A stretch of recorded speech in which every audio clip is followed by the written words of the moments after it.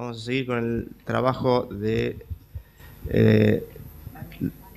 Nieves, doctor Nieves o doctora Nieves, doctor Nieves. Ah, Málaga, bien. Manejo endoscópico de las estenosis esofágicas benignas es el siguiente trabajo. Doctor Málaga.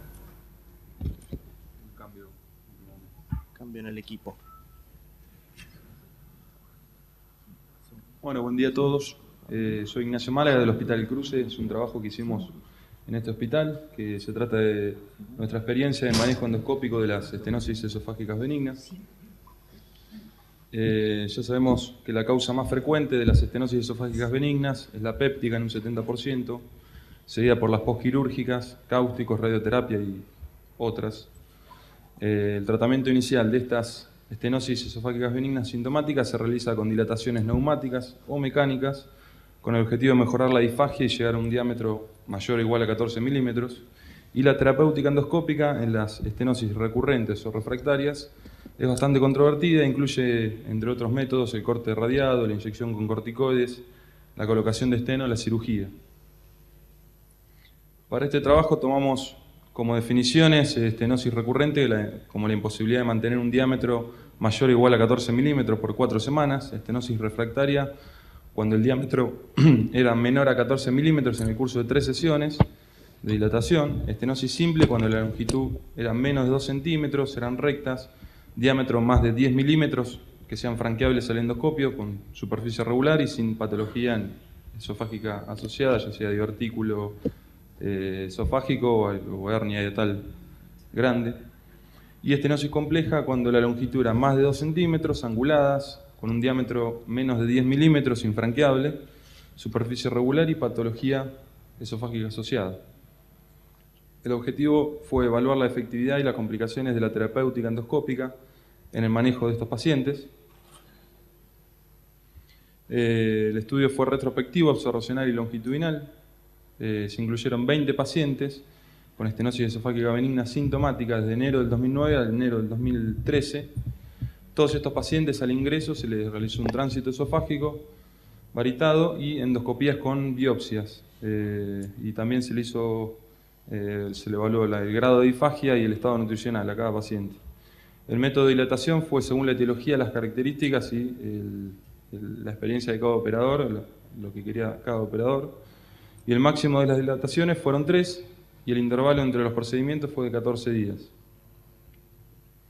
Al alcanzar el objetivo, es decir, el diámetro de 14 milímetros, fueron citados cada 15 días para una evaluación clínica y nutricional, a los 30 días para una endoscopía, y todos estos pacientes recibieron omeprazol o cualquier IVP a doble dosis. De los 20 pacientes, 3 eran mujeres, con una edad promedio de 57,1 años. Vemos que la etiología más frecuente fue la péptica en un 45%, postquirúrgica en un 25%, por radioterapia en 10%, al igual que las membranas, y tuvimos un paciente que se le había colocado un balón de Sentaken y se lo dejaron 4 días, hizo una estenosis, y un paciente con una estenosis postinfecciosa que fue una paciente HIV con citomegalovirus. Y las características de las estenosis fueron simples en un 15% y 85% fueron complejas. El tratamiento se realizaron en total 57 dilataciones, con una media de 2,65 por paciente. El 40% se hizo dilatación neumática, en un 50% dilatación mecánica y el 10% ambas técnicas. De estos 20 pacientes, dijimos que 3 eran estenosis simples y 17 complejas. De las simples, el 100% se pudo resolver totalmente con dilatación. De las complejas, el 59%, es decir, 10 de los 10 pacientes, se pudieron resolver totalmente solamente con dilatación. Y de estos, los complejos, 2 terminaron siendo recurrentes y 5 refractarios. De los recurrentes se volvieron a hacer 2 sesiones nuevas de dilataciones. Uno se pudo resolver de forma total, esos en conjunto llegaron a completaron el 70%, y el otro paciente se fue al grupo de los refractarios, un 30%.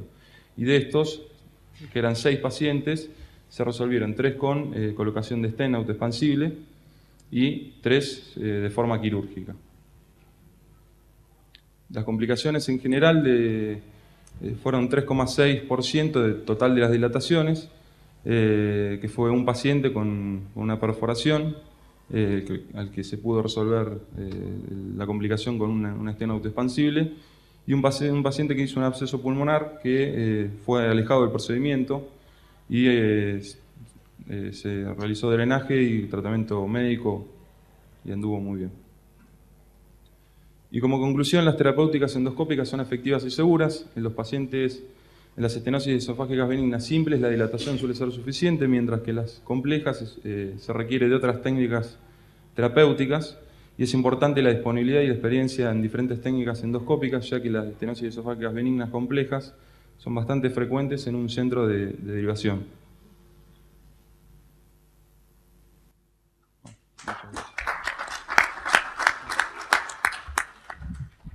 ¿Un comentario o preguntas del público? ¿No? Voy a preguntar yo. Sí.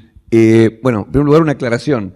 El Hospital del Cruce es un hospital que solamente funciona por derivación de toda la zona sur del Gran Buenos Aires, por lo tanto, es lógico que tengan un sesgo de mayor cantidad de pacientes complejos. Exacto, sí. Por eso se hay que aclararlo.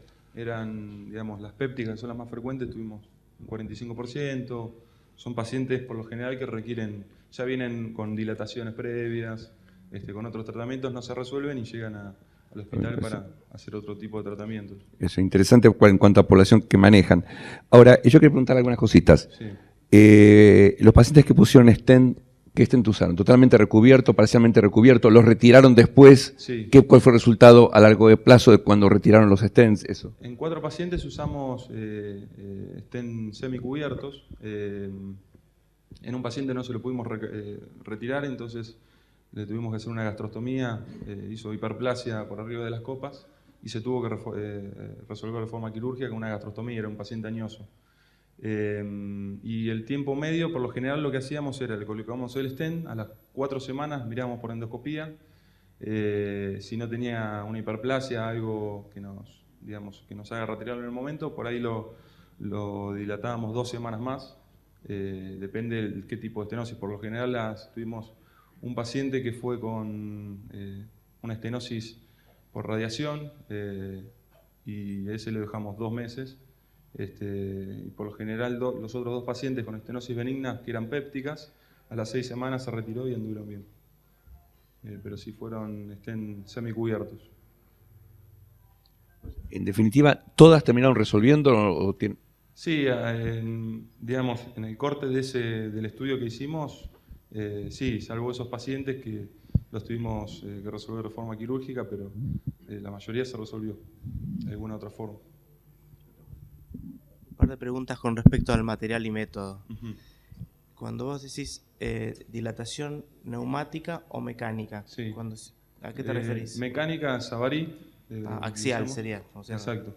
Y dilatación con balón neumático, digamos. ¿Cómo hicieron la dilatación neumática? ¿Controlado por presión, con manómetros, sin manómetros? Sí, presión, manómetro y